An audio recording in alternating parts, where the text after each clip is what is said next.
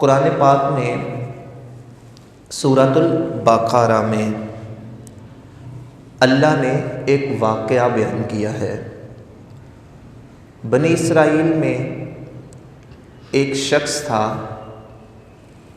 جب وہ مرنے کے قریب آیا تو اس کے پاس ایک بچڑا تھا، بچڑی ایک تھی اس کے پاس۔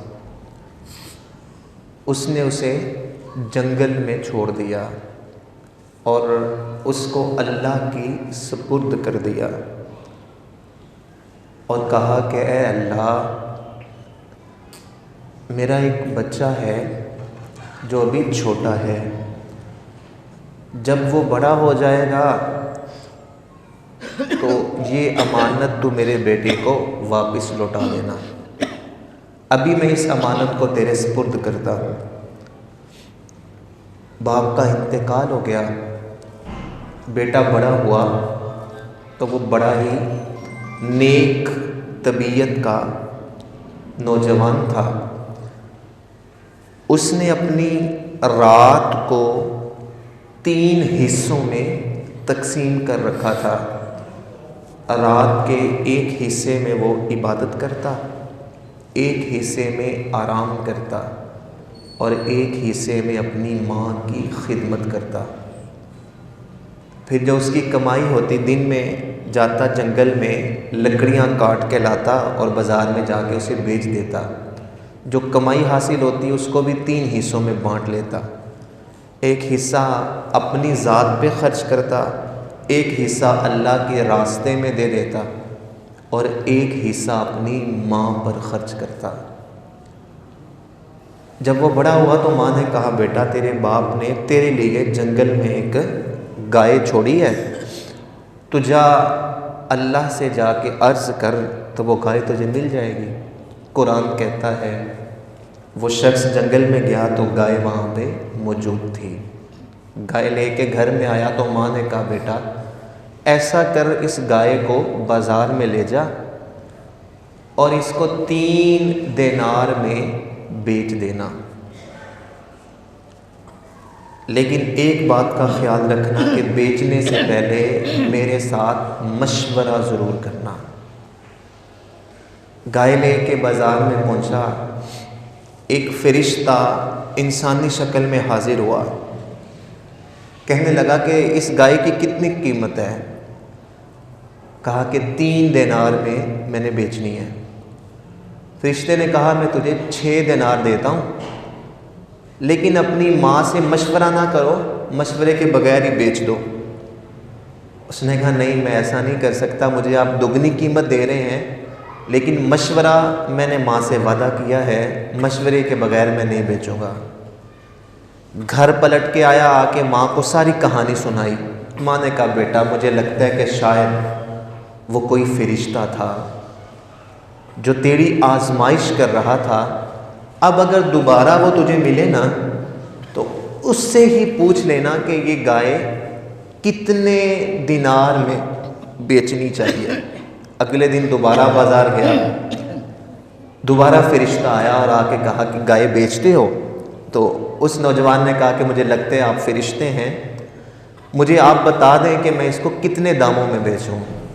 تو اس فرشتے نے کہا کہ بیٹا ابھی اس گائے کو نہ بیچنا، ایک وقت آئے گا اس گائے کو خریدنے کے لیے کچھ لوگ تیرے پاس آئیں گے، تو ان سے یہ مطالبہ کرنا کہ گائے کی کھال میں سونا بھر کے دیں، پھر اس کو بیچنا۔ اس نے کہا ٹھیک ہے۔ اب یہ بڑی حیرانگی والی بات ہے کہ ایک گائے کو اتنی مہنگی قیمت میں کون خریدے گا؟ اس کی کھال میں سونا بھر کے کون دے سکتا ہے؟ اور ایک گائے کی اتنی قیمت کیسے ہوگی؟ اسی دوران اس واقعے میں ایک ٹرننگ پوائنٹ آیا۔ جناب موسیٰ علیہ السلام کے امت میں سے ایک شخص کو اس کے چچا زاد بھائیوں نے مل کر دولت کی لالچ میں قتل کر دیا۔ باپ چونکہ امیر آدمی تھا، بیٹے کی میت کو اٹھا کے جناب موسیٰ کی بارگاہ میں لے آیا، عرض کرنے لگا ہے اللہ کے نبی مجھے آپ بتائیے کہ میرے اس بیٹے کو قتل کس نے کیا ہے؟ جناب موسیٰ علیہ السلام نے کہا اچھا اگر ضروری جاننا ہے تو پھر ایسا کرو، بازار سے ایک گائے خریدو، اس کو ذبح کرو، پھر اس کی جو دم ہے وہ دم اس میت پہ مارو تو یہ مردہ اٹھ کر خود بتائے گا کہ اسے کس نے قتل کیا ہے۔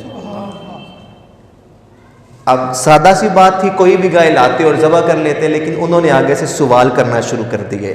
ایک قرآن کی ساری بات ہے سورۃ البقرہ میں، کہنے لگے کہ وہ گائے کیسی ہوگی، اس کی رنگت کیسی ہوگی، اس کا قد کیسا ہوگا، اس کی آنکھیں کیسی ہوں گی، مختلف سوال کرتے گئے۔ جناب موسیٰ نشانیاں بتاتے گئے، نشانیاں پوچھتے گئے، جب ساری نشانیاں پوچھ لیں، جب بازار میں ان نشانیوں والی گائے کو ڈھونڈنے لگے تو انہیں کوئی گائے نہ ملی۔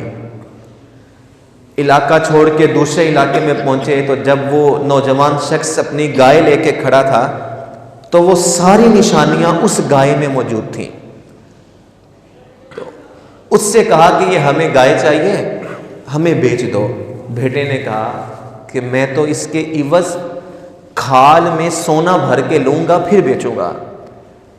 امیر آدمی تھا، بادشاہ تھا، اس نے گائے کی کھال میں سونا بھر کے اس نوجوان کو دیا، سونا بھر کے دیا اور گائے خرید لی، اور اس گائے کو ذبح کر کے جب اس کی دم اس مردے پہ ماری گئی تو قرآن کہتا ہے وہ مردہ اٹھ کر کھڑا ہو گیا، زندہ ہوا اور خود بتایا کہ مجھے میرے چچا زاد بھائیوں نے دولت کی لالچ میں قتل کیا ہے۔ قرآن کا یہ واقعہ سورۃ البقرہ میں جو موجود ہے ہمیں دو باتیں سکھا رہا ہے۔ پہلی بات تو یہ کہ جب کوئی شے اللہ کی امانت میں سپرد کر دی جائے تو اسے نقصان نہیں پہنچتا، اور دوسری اہم بات قرآن یہ سکھا رہا ہے جب کوئی شخص اپنے ماں باپ کی خدمت کرتا ہے، ماں باپ کی خدمت اپنی زندگی کا لازمی حصہ بنا لیتا ہے اور ماں باپ کے پوچھے بغیر کوئی قدم نہیں اٹھاتا تو اللہ اسے وہاں سے رزق دیتا ہے جہاں سے اس کا گمان بھی نہیں ہوتا، جہاں سے اس کا گمان بھی نہیں ہوتا، اللہ وہاں سے اسے رزق عطا کرتا ہے۔ انسان دولت کی دوڑ میں لگا ہوا ہے اور دولت کی محبت اور دوڑ میں وہ اپنے ماں باپ کی خدمت کو پس پشت ڈال دیتا ہے جو مقدم تھی، جو پہلے اس پہ فرض تھی۔ لیکن قرآن کہتا ہے کہ اگر ماں باپ کا دامن چھوڑ کے بھاگو گے تو یہ دولت تمہارے نصیب میں آنے والی نہیں ہے، اور اگر ان کی خدمت کو اپنے لیے سعادت سمجھو گے اور اپنی زندگی کا حصہ بنا لو گے تو ماں باپ کی خدمت تمہیں اللہ کی بارگاہ سے رزق کے خزانے عطا فرمانے والی ہے۔